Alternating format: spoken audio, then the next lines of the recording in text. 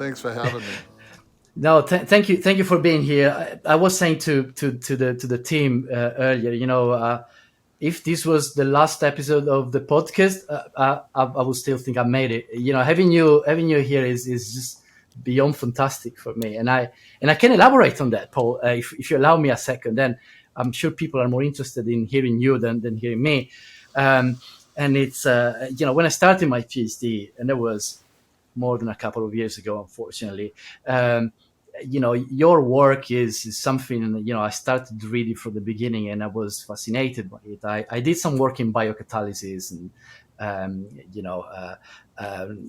green chemistry was already a thing. Yeah.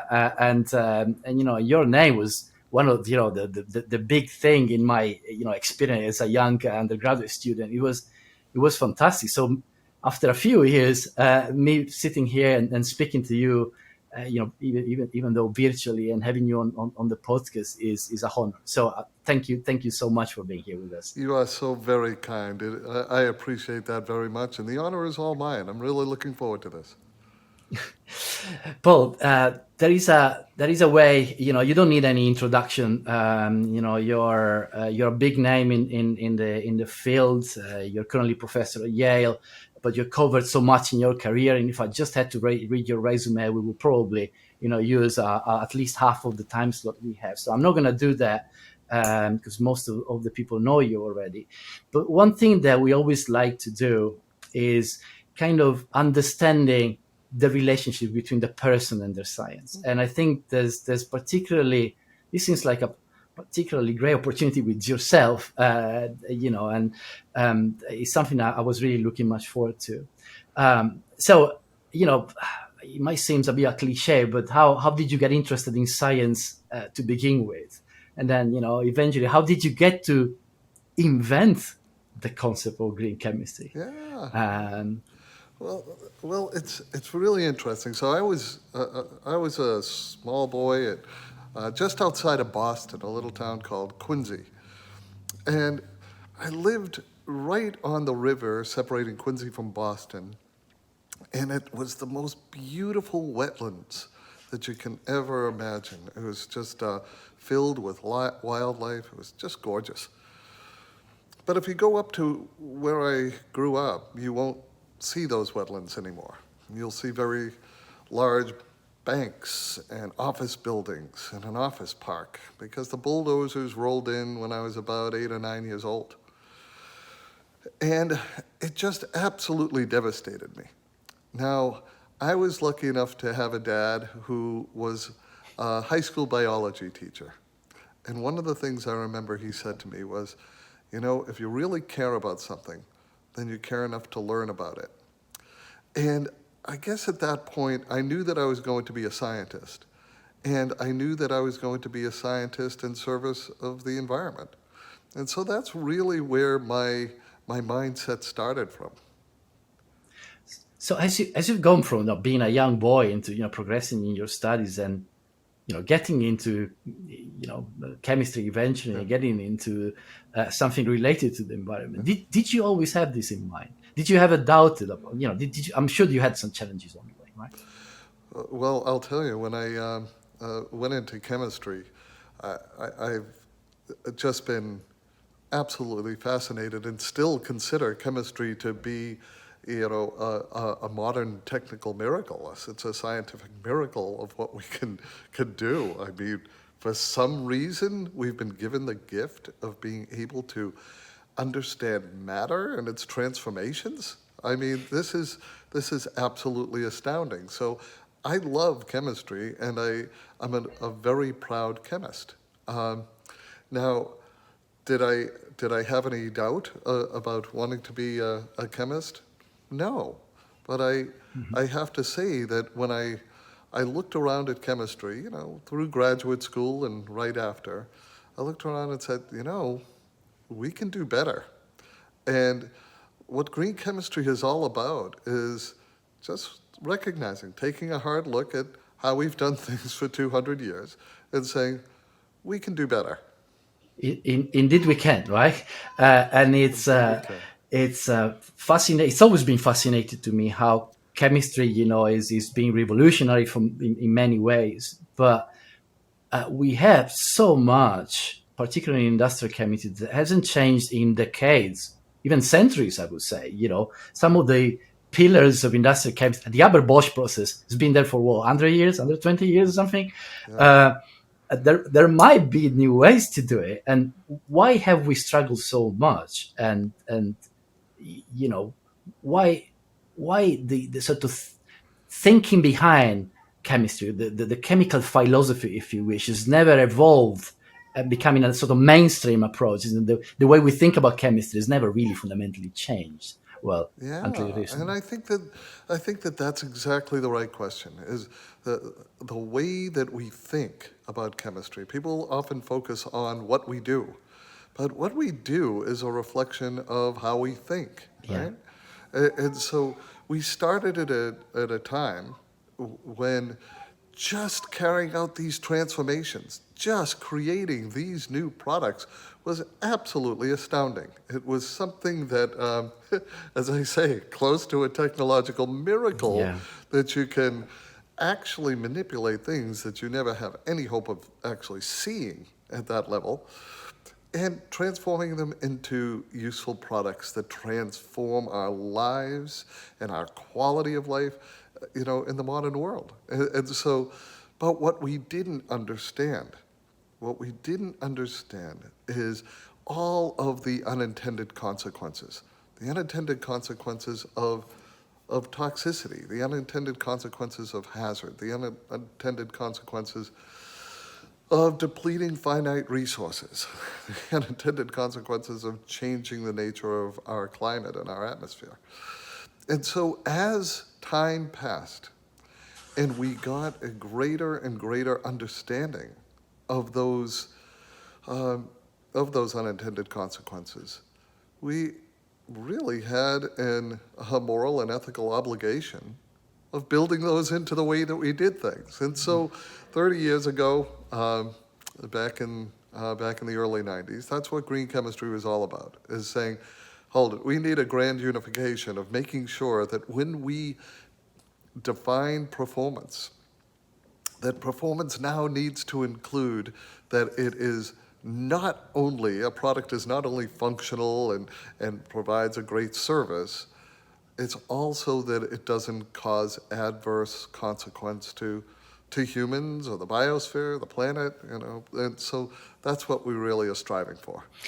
What is really impressive to me is that how you got to this sort of shift in your thinking paradigm in the 90s, where certainly environmental sustainability wasn't such a big thing as it is right now.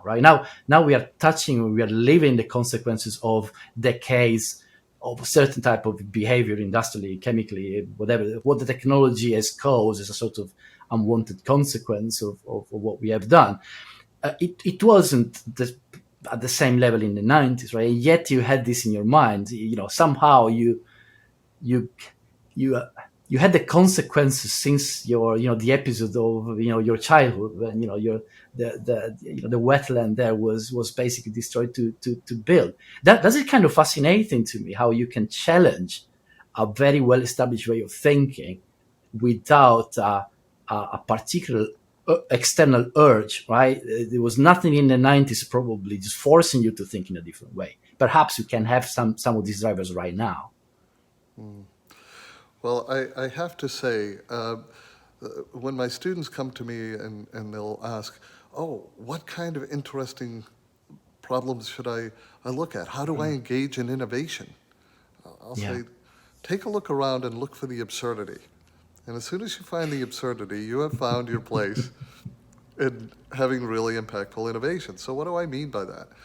Looking around even in the early 90s, you had to recognize that something that is still true today, that if you look across all manufacturing, the vast majority, well over 90%, of all of the materials that go into a manufacturing process wind up as waste. So the overwhelming majority of inputs into a manufacturing process wind up as waste. I mean, that's shocking. That is astounding, and yes, that is absurd, right? And so when you take a step back and you say, hold it, if we as chemists, we always like to calculate yield of a reaction. Oh, I want to get 100% yield. When you can get 100% yield and 300% waste, that is not victory. Yeah, of course. That is not something that we should be celebrating. So a lot of it came down to measuring the wrong things and thinking in the wrong ways. So whether it's the amount of waste and the efficiency of our processes and our transformations, or more importantly, the character and the nature of the materials that we use. Meaning, is it toxic? Is it depleting?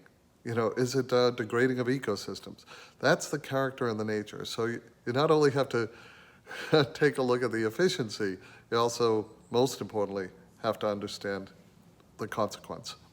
I want to go back there, obviously, because you started going into some of this is what the fundamental concept of green chemistry are.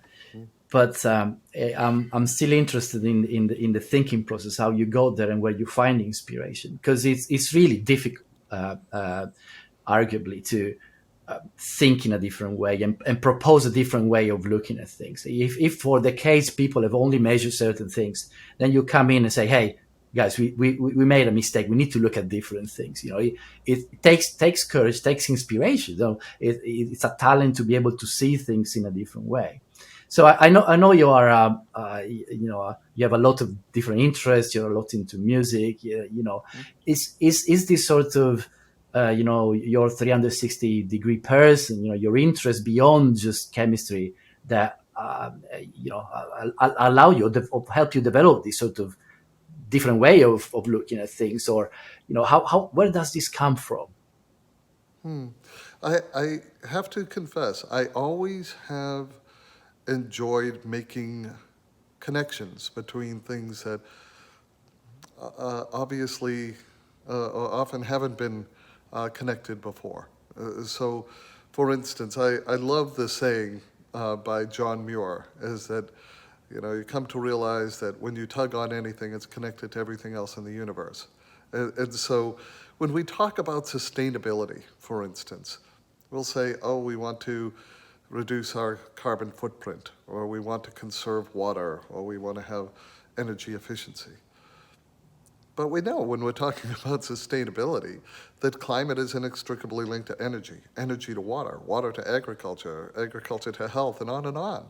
So when we say that we're going to reduce our carbon footprint, we need to recognize that if we don't work in a systems way, then we're going to wind up causing these unintended consequences. So systems problems call for systems solutions. So understanding and looking at things in terms of a system is critically important if you're going to do something genuinely sustainable and not do what I often call doing the right things wrong. So that's, I guess that's one big part of it, and that's why ultimately the 12 principles are a system. So it seems as though a lot of folks, when they step back, don't necessarily realize that the 12 principles cut across the entirety of the life cycle. They go from the origins of the feedstocks, through all of the transformations, through the use phase, through the end of life, and how you make that end of life circular. But yet, when they were introduced, people viewed them as individual. Why? Well, perhaps because that's a little bit more comfortable. You can make progress in what you know how to do best.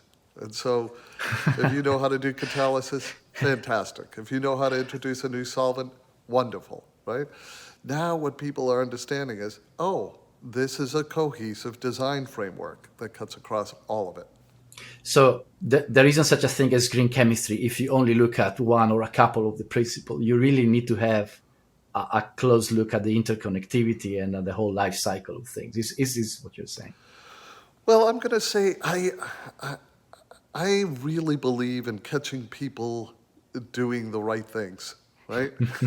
You want to catch people doing things right. And so if somebody is introduces a new catalyst, I'm going to say fantastic. If somebody introduces a new synthetic method, I'm going to say fantastic, right? Um, but yes, does it ultimately need to be systematic? Yes. Now, that might take not just one person, it might take a team. It might take people building on one discovery in one area and coupling it with a discovery in another, and that's okay. That's really kind of the point. You you have been saying, I've heard you saying that green chemistry is a concept that will eventually disappear, right? So it will fade in the background. It will just be the fundamental way we do things. Can you elaborate That on is our that? goal. I thought this was very powerful. Yeah, absolutely. So it is one of these things where people will say, hold it, there's no such thing as green chemistry, there's only greener chemistry. And I often respond that the whole reason that to introduce the term green chemistry, back when I did, was to set out that idea of perfection, that ideal, that true north, because it's only by continuously striving toward the goal of perfection, even knowing that perfection is not attainable, that you guarantee continuous improvement, right? And so as it becomes more in our scientific and, quite frankly, our scientific culture, that this is just simply the way that we do things, the ultimate goal that every green chemistry wants is for the term green chemistry to disappear, because it's just the way we do things. And there is one thought, and I love to share it with you, and I love to hear your take. Is do you think that we took chemistry fundamentally wrong for whatever reason at the beginning? Because if I look at how nature does things, and nature is in equilibrium, right? And oversimplifying a little bit, nature starts from fully oxidized species and reduce them, right? Chemistry starts from 90% of the feedstock is probably coming from oil somehow, so it's fully reduced species that we oxidize. Uh, and why is that? I've asked my questions a lot of time, but the way we do chemistry in the lab and in industry is the opposite of what nature does. Nature Yeah. must know better, right? Yes, nature's better than us. There is no doubt about that. The more we try to compete with nature and show that we're better than nature, the more we embarrass ourselves. by, we don't do so well by comparison. So I'm completely in agreement that nature is our best mentor, nature is our best teacher, nature is our best partner.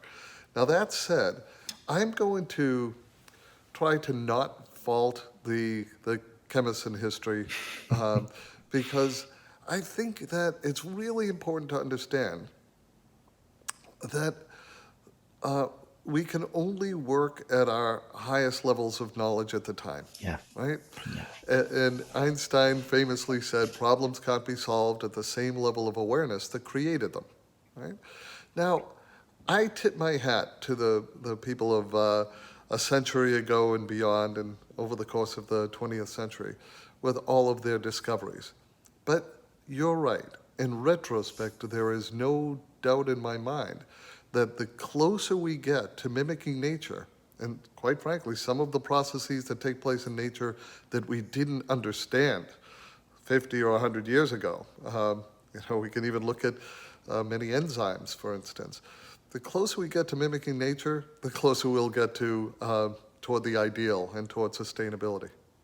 and I guess the challenge is in how do we get there from being in a basically opposite framework, right? Somehow, and I believe this must be one of the motivations for your latest book, the sustainability scorecard. That I like to slowly go there because it was a super interesting read for me.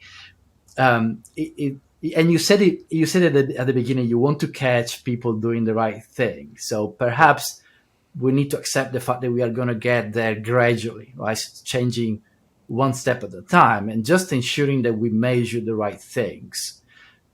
Well, that's Is very true. But let me say something about this, because I think it is quite easy to fault the past and the actions of the past.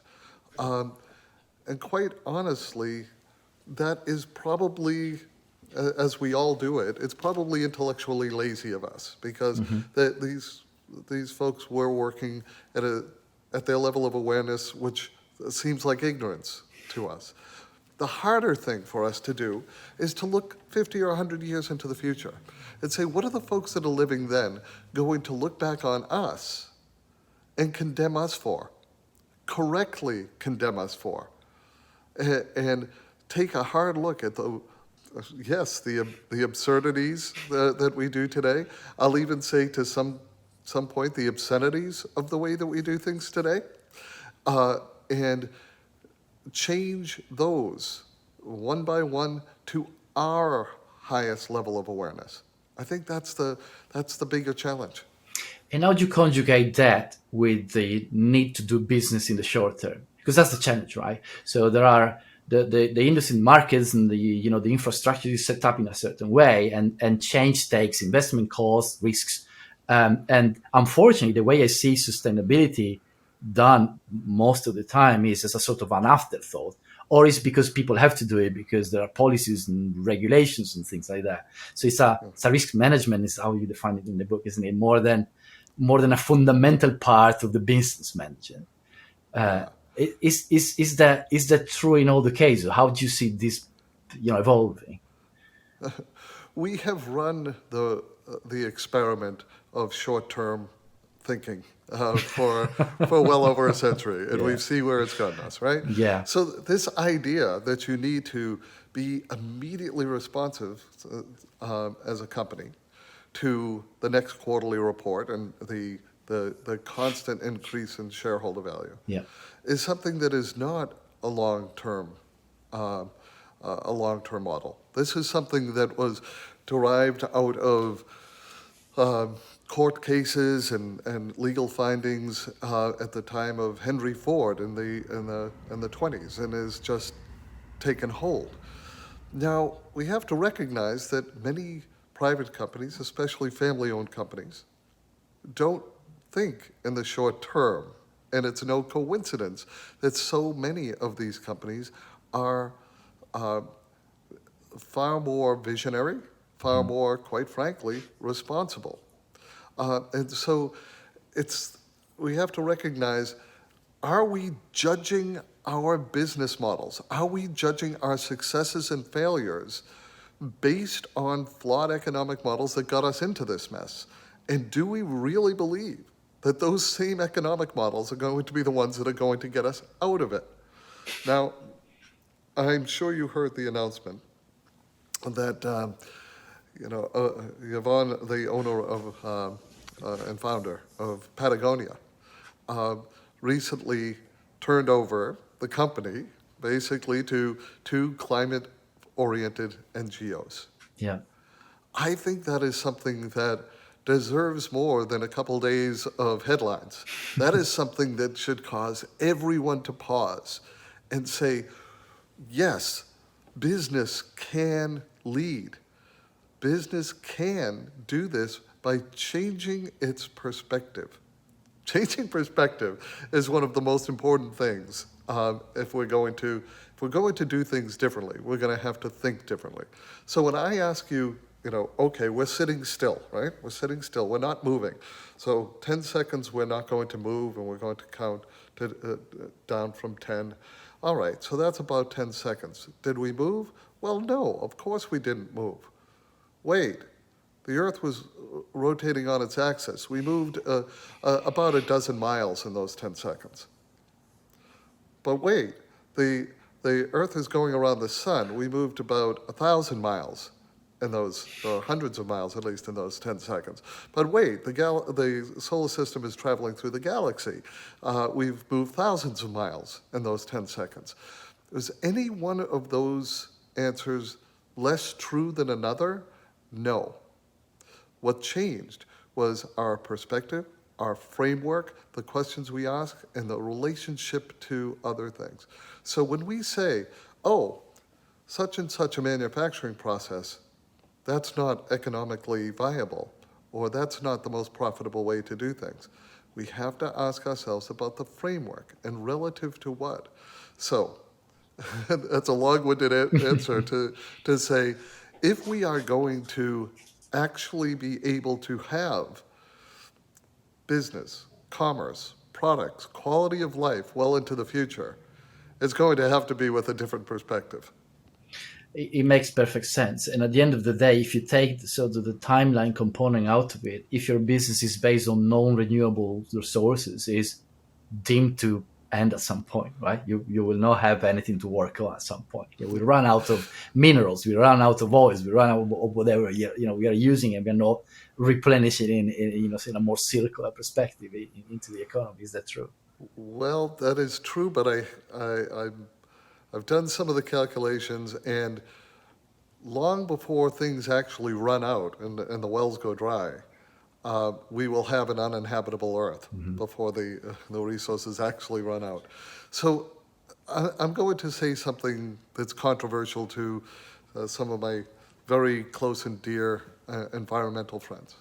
And the controversial thing is that if we are going to make progress at scale and on the time frames that we need to make progress, those who have been making money and building businesses over the decades that are responsible for many of the problems are going to have to make a lot of money off the solutions. Now, there's a lot of invested capital, a lot of invested pipe in the ground, a lot of invested factories and infrastructure that will not go willingly into just becoming stranded assets. Of course. We need to find the policy mechanisms to recognize that these large entities have to find an off-ramp to become more sustainable, to be part of the solution, to use their brilliance and innovation and move that in a sustainable direction. Now, that might not be a popular perspective, but I do believe it's necessary for progress. You say in your book, it's not sustainable if it's not profitable, right? And I guess this is what you're trying to say here. The sustainability is an opportunity for business as well, right? It is an opportunity for business, and I think that is critically important. That I would suggest that business has to be a critical part of the solution, because quite frankly, if I look back on the past 150 years, I don't know of another force that can bring about change faster and at scale than these markets and the business environment. That said, the ways that we calculate profitability, whether it's going to be the old quarterly report type of measures and immediate short-term measures, or looking for genuine sustainable profitability, that's what's going to be key as well. And I really do thank you so much for bringing up the book. I knew we were going to talk about it, so I have a copy right here on the bookshelf.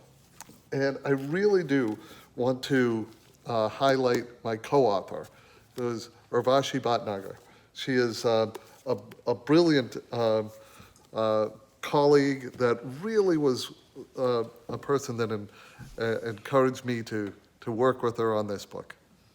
Can we go there then? Can we speak about the motivation? Some are obvious, based on the discussion so far, but I'm sure there's more to it. Yeah. So I was lucky enough to be invited by our business school at Yale, the School of Management at Yale University, to develop a new MBA program.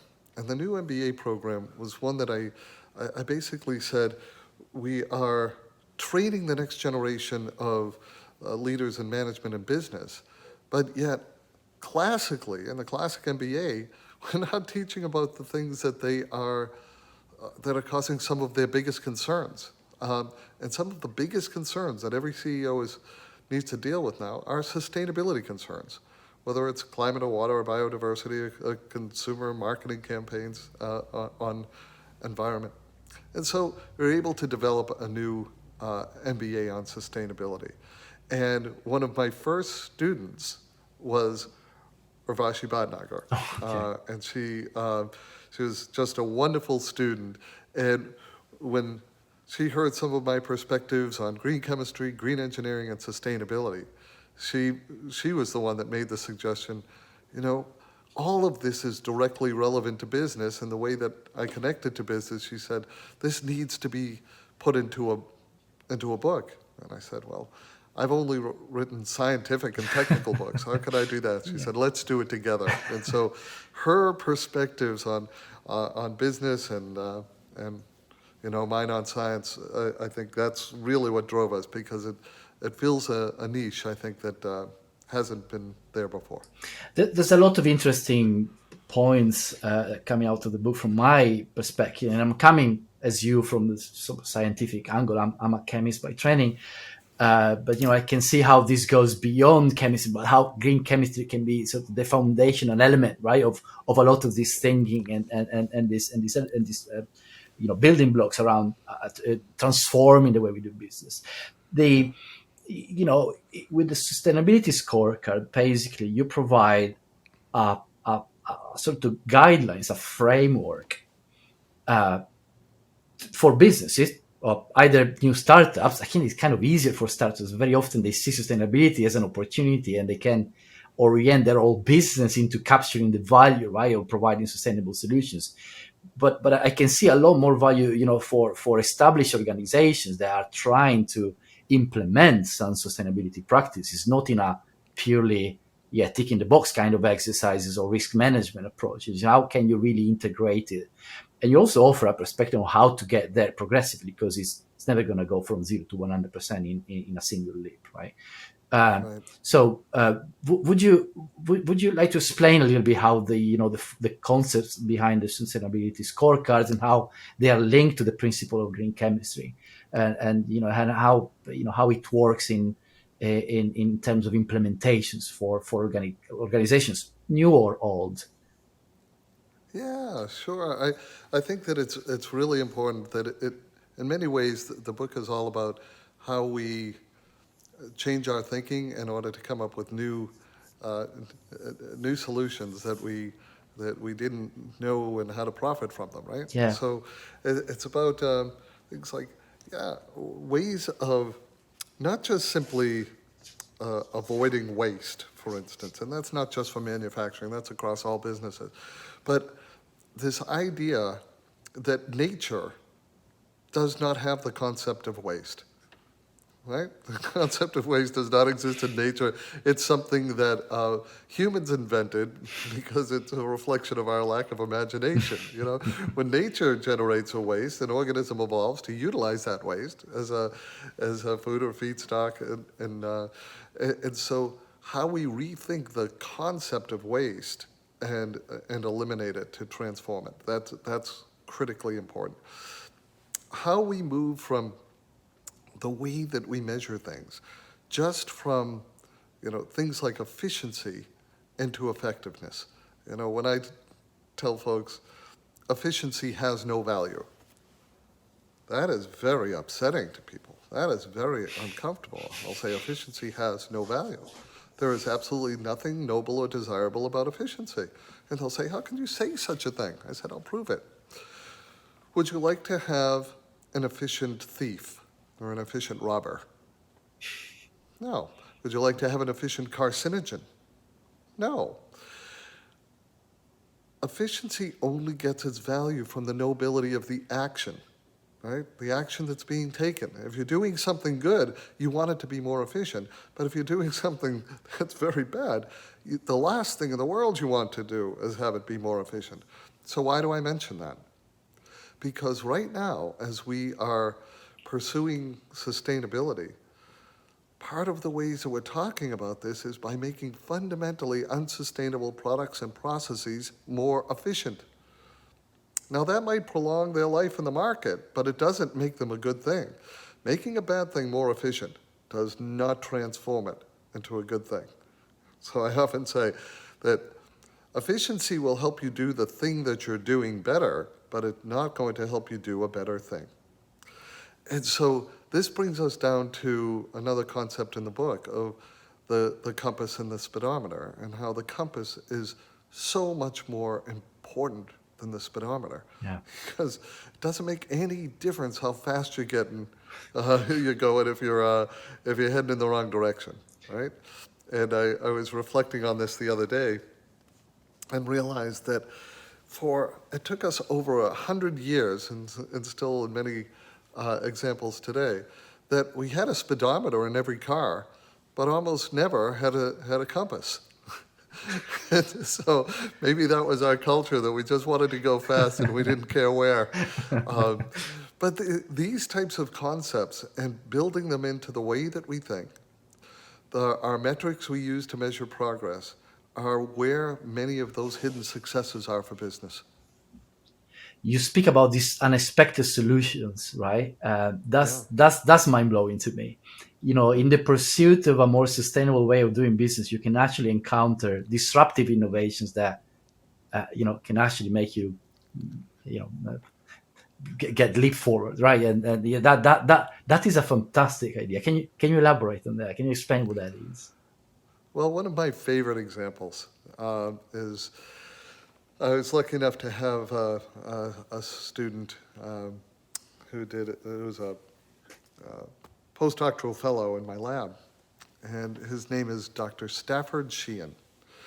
And we did some work on catalysis that could split seawater into hydrogen and oxygen.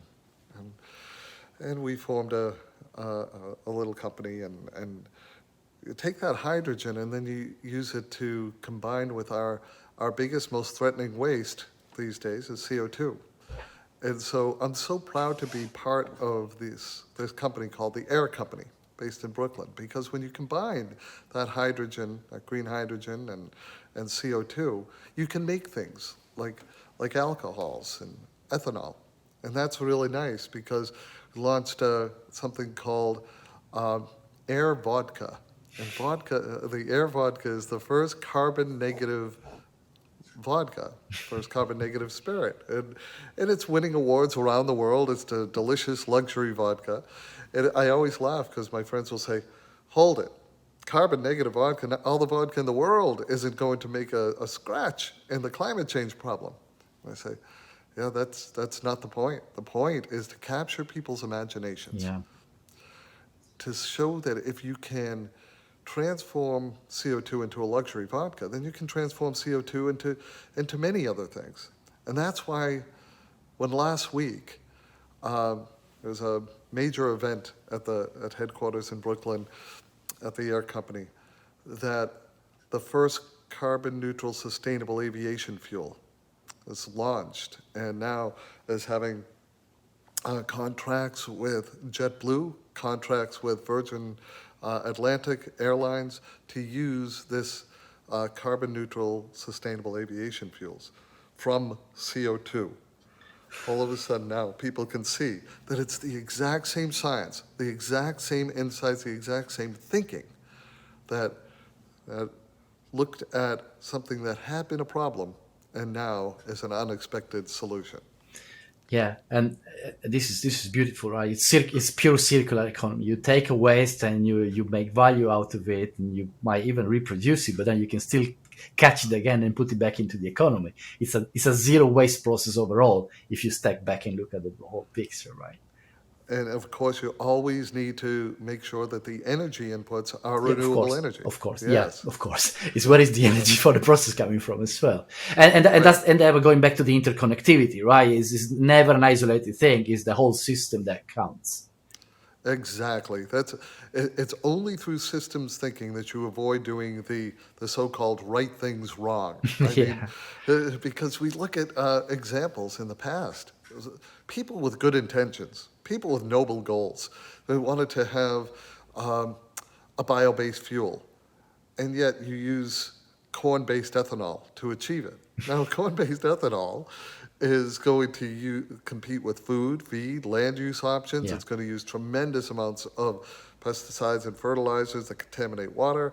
So you want to do the right thing, get a renewable fuel, but you do it the wrong way in an unsustainable way if you go with corn-based ethanol. And there's many, many examples of people with noble intentions because they're not engaged in systems thinking. They do the right things wrong. So you spoke about the importance of showing the sort of new way of thinking, right? So every example for how much little it could be is important because it shows a different way. And I completely agree. I mean, that's really powerful. Um, but on the other hand, if I look at the whole problem, it feels a bit daunting, if I'm honest, right? There are so many different processes that are there.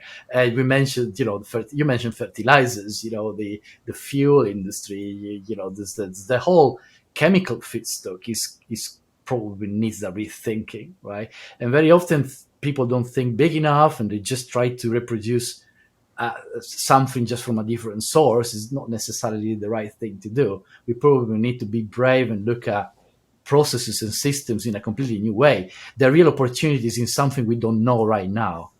Uh, how long is it going to take? So, I look back over 30 years since green chemistry was first introduced. And back then, the conversation was all about, is it possible to do this? Can we do this?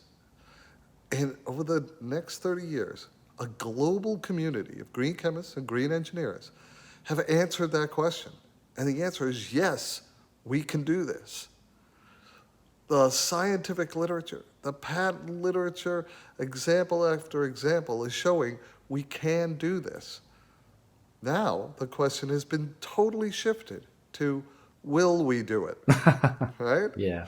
So, do we have the will to do it at the scale and time frame? That's a matter of investment. It's a matter of policy. It's no longer a scientific question. Um, are there still many green chemistry inventions to pursue? Yes, and there's a lot of inventions, innovations, and quite frankly, money to be made. But it's going to take wisdom. It's going to take a new level of awareness. It's going to take new perspective. So I can't put a time frame on when those occur. What I can do is say, as people look at all of the power and the potential of green chemistry, the more that they are recognize the benefits that can be made, not just in function and performance, but also, yes, in profitability, then I have to think that people will pursue that better, well, it's the old saying, the better mousetrap, right? Yeah, that makes perfect sense. It's uh, you know you've been in the field, you invented the fundamental concepts for so many years, and you might have seen so many different examples, right? And you mentioned, the air company, the sustainable air, the sort of carbon negative vodka, which is a very powerful concept.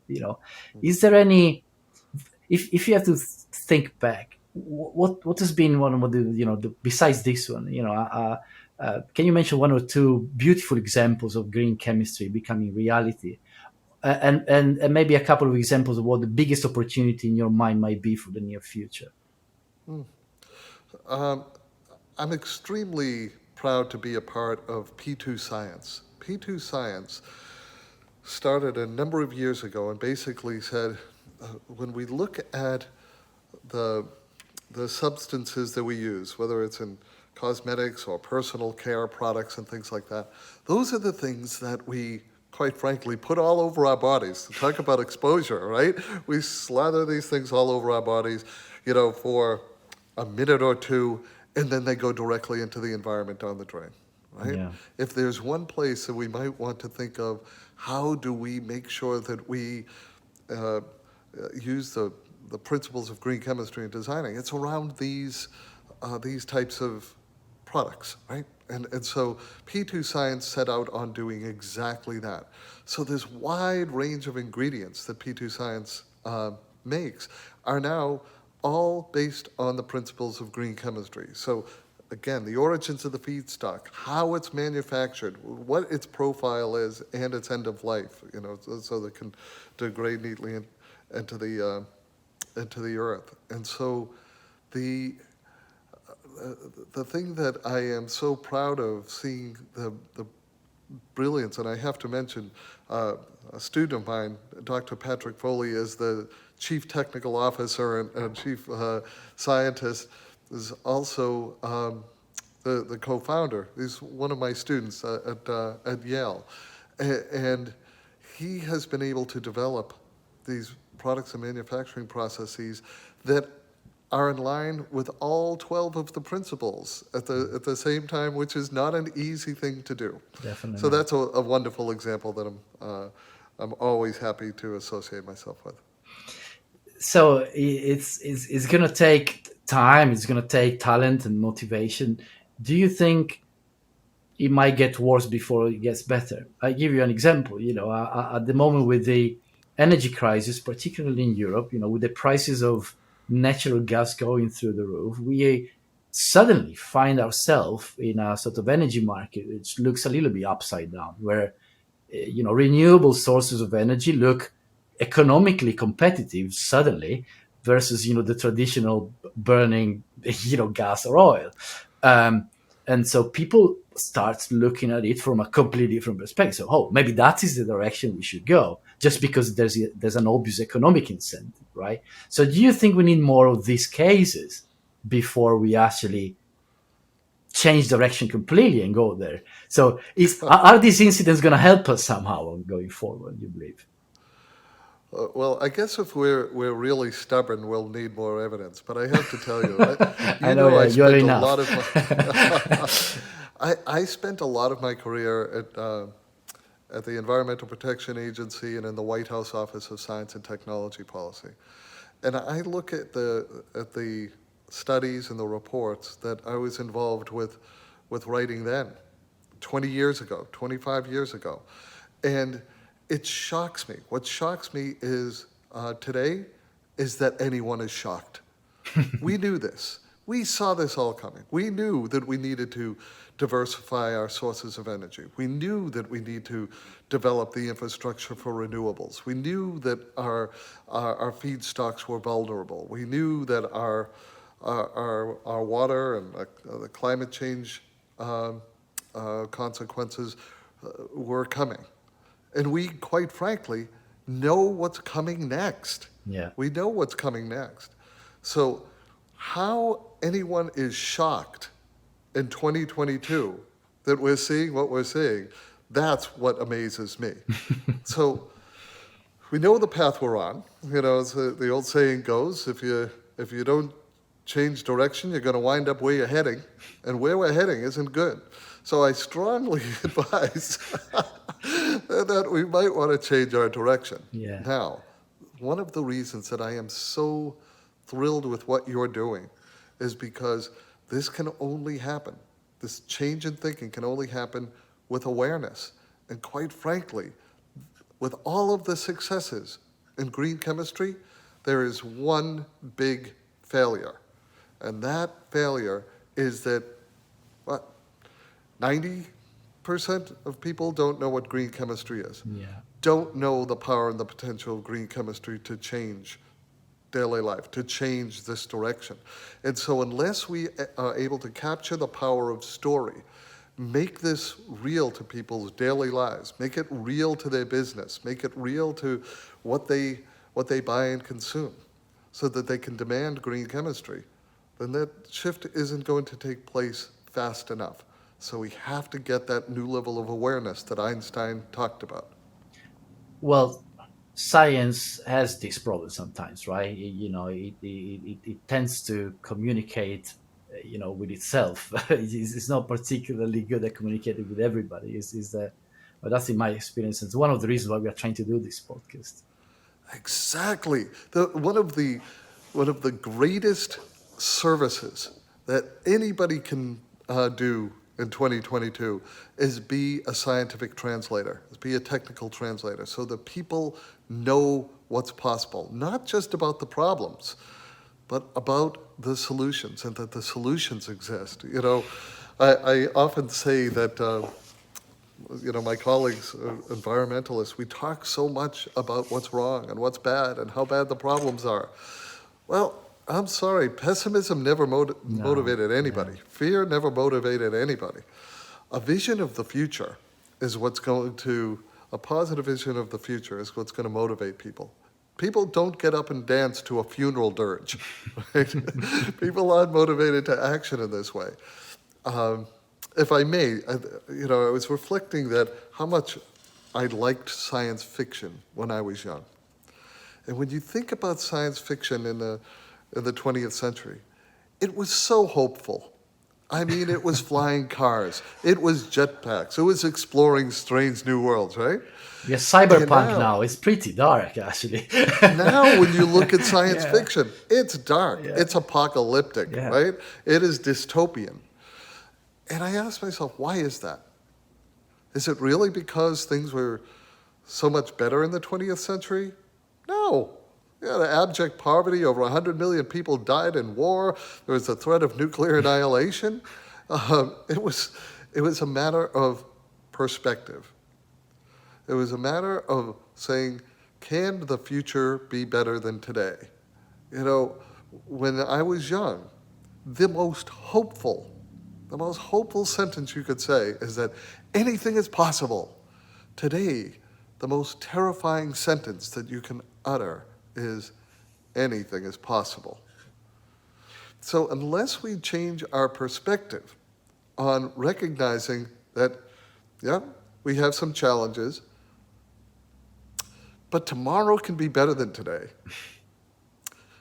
and we can design tomorrow to be better than today,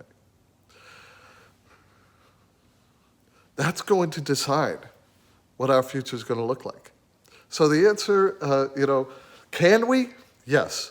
Will we? Well, that's what we will see, right? Yes. This is amazing. We spoke about the importance of communicating these concepts, right? And providing a vision for the future to everybody. But even Yeah. if you just look at the closed chemical communities, I'm just curious, how many chemists, I'm sure you know that, are familiar, I'm not even saying are using, but are familiar with the concepts of green chemistry? Is there more work to do in the sort of chemical educations to ensure that people grow up as they grow professionally, with these concepts ingrained in their sort of background? Well, without question, the answer is yes. So the good news is that there are countless thousands of green chemistry champions who are teaching green chemistry, and that is phenomenal. And I really want to tip my hat to my colleagues John Warner and Amy Cannon, who have this thing called the Green Chemistry Commitment. The universities sign on to about how they're going to teach the next generation of green chemistry, and certainly we certainly try to teach green chemistry and green engineering at Yale. But that still represents a fraction of what's necessary. With all of those successes, we need to make this just systematic and simply the way it's always done. It really comes back to that, because certainly among chemists, we talk about the rest of the world as well, but certainly among chemists, this just simply needs to be the way that we think. Yeah. I have to confess, other disciplines are shocked when they say, hold it, it's not a basic part of the training to understand the hazards of the tools of your trade and what you produce. You mean there's no requirement to get a degree or a PhD in chemistry and not understand the basis of toxicity and Well, toxicology? in reality, it is like that, isn't it? It's quite shocking. Right? So, I mean, if you imagine a chef saying, well, I make delicious meals. Yes, they're poisonous, but, there's other people working on sustainable cooking. You know, that would be insanity, right? Or an architect saying, look, I build beautiful buildings. They collapse unexpectedly, but there are other people working on a sustainable building. That would be crazy. But yet, how many times, even in 2022, people say, oh, I've come up with this beautiful synthetic methodology to make this complex molecule. Yes, it uses toxic and depleting and rare substances and generates 10 times the waste as it does the product, but there's other people working on green chemistry. That's just as absurd, and we need to recognize it as absurd. What more we can do besides, evolving the education, and what can we do to communicate these concepts to the broader population, to everybody? How can we get this ingrained? Oh, I think that that's the power of story, making this real to people. Uh, Having people understand that green chemistry is just simply better chemistry. It's more elegant chemistry. You can't do elegant chemistry that is deadly. I mean, elegance and deadly doesn't mix. Yeah, of course. Elegance and polluting doesn't mix. Elegance and degrading and climate changing doesn't mix. So if you want to do elegant chemistry, it really does have to include green chemistry. Absolutely.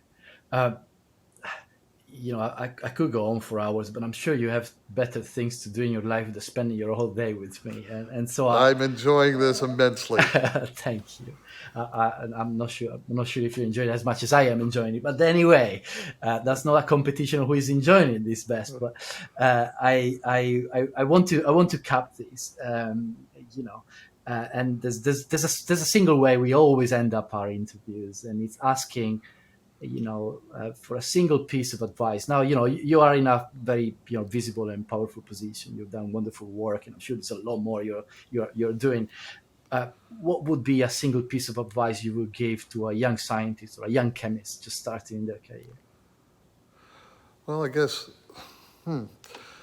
first I'd probably start with saying you're living in a time that needs you. We have a lot of challenges to be solved. And that for some reason, these young chemists have been given the gift of understanding the manipulation of matter. That you can actually design matter at the atomic level, creating new molecules that the universe has never seen. And I call it a gift because, look, a lot of people work hard. A lot of people, put in the effort. And for some reason, this small sliver of the population was given this gift of understanding, being able, being capable, being given the opportunity to know how to design everything that we see, touch, and feel that we create in our society. And when you have a gift given to you like that, I'd suggest that there's a responsibility. With every gift comes responsibility. And so right now we live in a world where the material basis of our society and our economy is, to a first approximation, toxic, depleting, and degrading of our ecosystems. What are their challenges? What are these young people's challenges? To make things healthful rather than toxic. To make things renewable rather than depleting. To make things restorative rather than degrading of our environment. So those are the challenges. And how to go about it? Well, I will tell you, I always say that if you want to really be innovative, look at the most absurd things you can find, and that's where you're going to make the biggest impact, right? We have a lot of absurdity. We have absurdity of the waste we use, the energy that we consume, the way that we still consume, black rocks and black goo as our energy sources and our feedstock. So there's a lot of absurdity. The fact that we feel the need to use highly reactive reagents when nature doesn't have clouds of chlorine and ponds of cyanide and or use phosgene to carry out transformations. Yeah, no. And it does it far more elegantly, and I'd say, looking out my window, it does it at scale. So be a student of nature and you won't go wrong.